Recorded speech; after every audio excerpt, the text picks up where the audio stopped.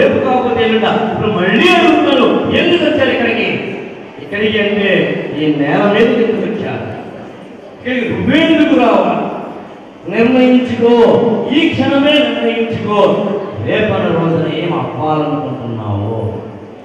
ఒక కామంగా, మామూలుగా, సామాన్యంగా బ్రతికేస్తారా, అసామాన్యంగా ఎదుగుతారా? మీరు తెలుసుకోండి. మీ పేరెంట్స్, నాకు తెలిసి ఇక్కడ ఉన్నాం, మీ పేరెంట్స్లో దాదాపు తక్కువ మంది ఉంటారు బహుశా గవర్నమెంట్ ఆఫీసర్, దాదాపు తక్కువ మంది ఉంటారు బహుశా కాస్తో కూస్తో ఆర్థికంగా ముందంజలో ఉన్నవాళ్ళు. కాస్తో కూస్తూ నాకు తెలిసినంత వరకు ఓన్లీ 5% మాత్రం ఉంటారు. మీ తల్లిదండ్రులు PhD చేసిన వాళ్ళు, PhD చేసిన వాళ్ళు. మీ ముందరి తరంలో వాళ్ళు అలా మిడిల్ క్లాస్ లో ఉండిపోవడానికి కారణం అదే సినిమాలో ఫ్యామిలీ మొత్తం. అలాగా తరం నిరంతరం ఎన్నాడిలా పేదరికంలో ఉండిపోతారు, ఎన్నాడిలా మిడిల్ క్లాస్ లో ఉండిపోతారు. ఆలోచించండి. ఎన్నాడిలా సామాన్యంగా ఉండిపోతారు, ఎన్నాడిలా మామూలుగా ఉండిపోతారు. ఆలోచించండి. మీ పేరెంట్స్కి సరైన ఎడ్యుకేషన్ లేకపోవడం కారణం వాళ్ళ తప్పు కాదు, వాళ్ళు పుట్టిన ఆ టైం తప్పు. అప్పట్లో ఇలాంటి కాలేజీలో, ఇలాంటి ఉపన్యాసాల్లో అంతెందుకు, ఇవాళ మన ముందున్న ఈ టెక్నాలజీ కూడా అప్పట్లో లేదు. ఇవాళ బహుశా మీరు చెప్పాల్సిన అవసరం లేదు. ఒక్క టెక్నాలజీ బట్టి ఎక్కడెక్కడో అమెరికన్ యూనివర్సిటీలో ఏం జరుగుతుందో తెలుసుకోవచ్చు. ఏ పుస్తకంలో ఏముందో 2 క్షణాల్లో తెలుసుకోవచ్చు. ఇంటర్నెట్ ని చేతిలో ఉంటే, స్మార్ట్ ఫోన్ ని చేతిలో ఉంటే, గూగుల్ చేయగలిగితే, యూట్యూబ్ లో వీడియో చూడగలిగితే ఇవాళ ప్రపంచ జ్ఞానం అంతా జస్ట్ నీ యొక్క చేతిలో, చేతిలో గుప్పెట్లో ఉంటుంది. కానీ నీ ముందు తరం వాళ్ళు అలా లేరు. వాళ్ళు లైబ్రరీకి వెళ్ళాలి, కాలేజీలు లేవు, పుస్తకాలు చదవాలి, ఎక్కడ ఏ పుస్తకం ఉంటుందో లేదు. అలాంటి పరిస్థితుల్లో చదవలేకపోయారంటే, చదివించలేకపోయారంటే వాళ్ళ తప్పు కాదు, వాళ్ళు పుట్టిన టైం తప్పు. కానీ 10 ఏళ్ల తర్వాత నువ్వు కూడా సామాన్యంగా ఉండిపోయావంటే మాత్రం అది జీవితం తప్పించి కానీ టైం తప్పు. అర్థం చేసుకోవచ్చల్లాలి. అందుకు డిసైడ్ అవ్వు, ఈ క్షణమే డిసైడ్ అవ్వు. ఏం అవ్వాలనుకుంటున్నావు, ఎక్కడికి వెళ్ళాలనుకుంటున్నావు, ఏం చెయ్యాలనుకుంటున్నావు. దానందరికీ మన పెద్దవాళ్ళు ఏమన్నా యాంబిషన్ అంట. జీవితంలో ఏం అవ్వాలనుకుంటున్నావు అనే చేయడం, జీవితంలో ఎక్కడికి వెళ్ళాలనుకుంటున్నావు అనే చేయడం, జీవితంలో ఏం చెయ్యాలనుకుంటున్నావు అనే చేయడం ఫస్ట్ పాయింట్ చెప్పాలి. అంటే ఎప్పుడైనా ఎక్కడైనా సరే మనం మన జీవితంలో ఉన్నత స్థితిలోకి వెళ్ళాలి అనుకోవడమే లైఫ్ గుర్తుంచుకో. అసాధ్యమైనది ఏది లేదో తెలుసుకో. బీ కాన్ఫిడెంట్, నమ్మకంగా ఉండు. ప్రపంచంలో దేనినైనా సాధించవచ్చని గుర్తుంచుకో. ఎన్నాళ్ళు మామూలుగా మధ్యతరగతిలో, మిడిల్ క్లాస్లో అంతకన్నా కింద స్థాయిలో ఉండిపోతాం. ధైర్య సాహసే లక్ష్మి. ధైర్య సాహసాలతో ముందుకు వెళ్ళండి. నేను నర్సుపేటలో పెట్టాను, నాకు తెలుగు మీడియం చాలా చిన్నగా చదివాను, నా బతికితే ఏదో చిన్న జాబ్ చేసుకుంటూ బతికేస్తాను అని మాత్రం అనుకోకండి.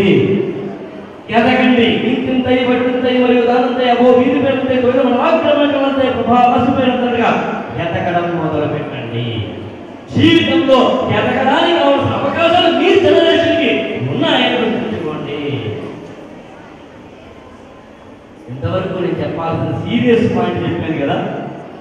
చాలా హాయిగా సినిమా మాట్లాడుతున్నాం. సినిమాలు బాగా చూస్తారా? సినిమాలు చూస్తారా? ఇప్పుడు సాంగ్స్ ఉన్నాయేవాడ బాబు బాబు ఉందా? పాడుందా?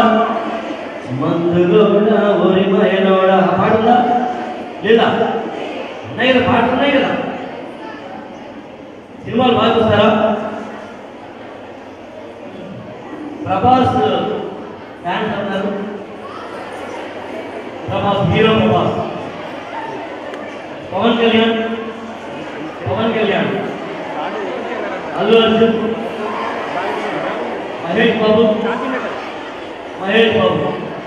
నాని కూడా ఫ్యాన్స్ ఉంటారా? నాని ఇంకా ఉన్నారు. రామ్ చంద్ర టెంపర్ సినిమా చూసారా? టెంపర్లో హీరో ఎవరు? జూనియర్ ఎన్టీఆరా?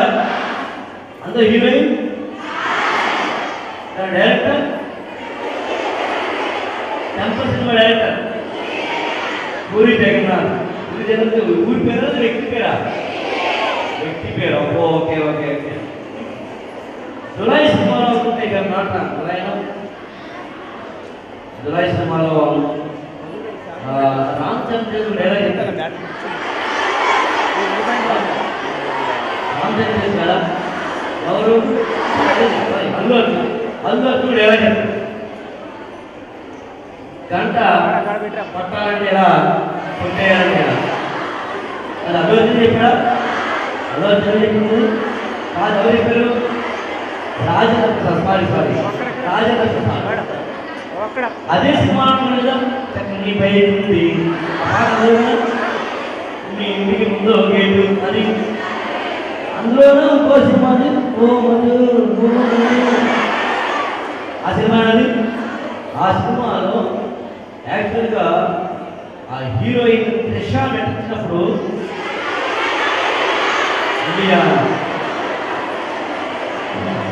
నేను కన్నడ కాలేజీలో ఎక్కువ మందికి రామ్ చరణ్ ఫ్యాన్స్ ఉన్నారు. సినిమా పేరు పెట్టారు కానీ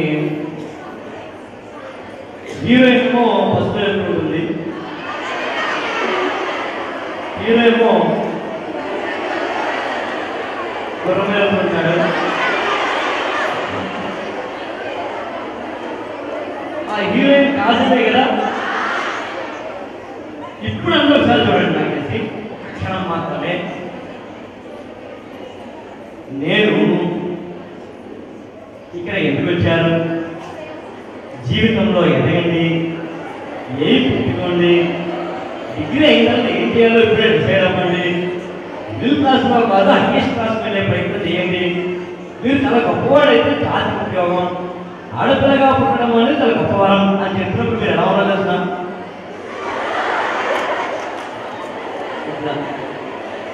అదే నేను ప్రభాస్ పేరు చెప్పేసరికి ఆ వైబ్రేషన్ వచ్చింది. మహేష్ ఆ పేరు నుండి వైబ్రేషన్. ఆ తర్వాత నాని, ఆ తర్వాత నేను లోకల్, ఆ తర్వాత టెంపర్, ఆ తర్వాత కలేజా, ఆ తర్వాత మగధీర, ఆ తర్వాత జులై, ఆ తర్వాత సినిమాల పేరు తిరిగి మీరు కాస్త ఎనర్జీ పెరిగి మీరు గమనించారా లేదో? ఇప్పుడు చెప్తున్నాను, ఒక సినిమా గురించి మనం మాట్లాడుకుంటున్నప్పుడు, సినిమాల గురించో హీరోల గురించో హీరోయిన్ల గురించో మనం మాట్లాడుకుంటున్నప్పుడు, అది ఏ సినిమాలో మనం చెప్పగలుగుతున్నప్పుడు హీరోయిన్ బస్సులోను హీరో గురించి అనగానే మగధీర సినిమా అని, అప్పుడు ఆ మగధీర సినిమాలో కాదు లెక్క బ్లాక్ సినిమా పడితే చూడండి, బ్లాక్ సినిమా అనగానే వైట్ సినీ సార్.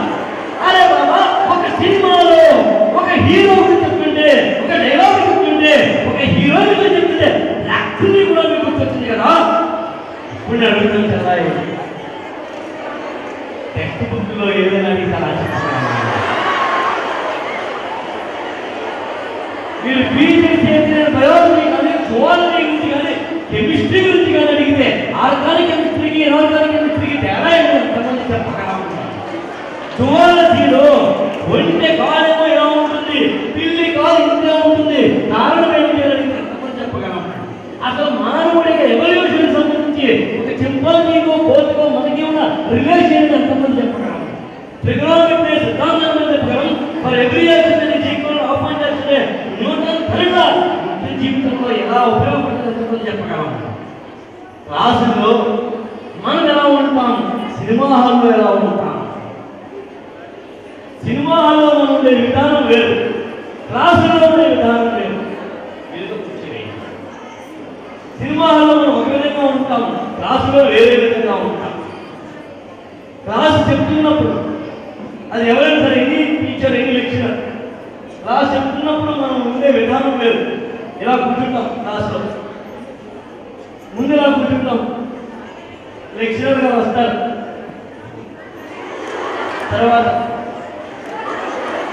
ఆ తర్వాత ఇది మనం కూర్చునే విధానం. ఈలోగా పాఠం చెప్తున్న లెక్చరర్ ఇటు తిరిగినప్పుడు మనం ఒకలా ఉంటాం, అదే ఇటు తిరిగేసరికి అండర్స్టాండ్ ఎవరిని మోసం చేస్తున్నాం, ఎవరిని మోసం చేస్తున్నాం? అదే సినిమాలో ఉన్నప్పుడు ఇలా ఉన్నాం మన సినిమాలో ఉన్నది. ఇలా కూర్చోండి.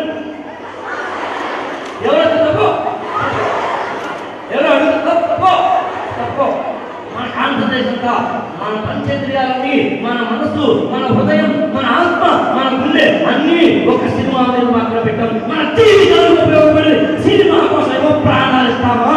మన జీవితాల్లో బాగా కలిగితే చదువు మాత్రం బతకము. ఈ క్షణం నుంచి అలా కాకుండా ఉండడమే జీవితం. అర్థం చేసుకోండి.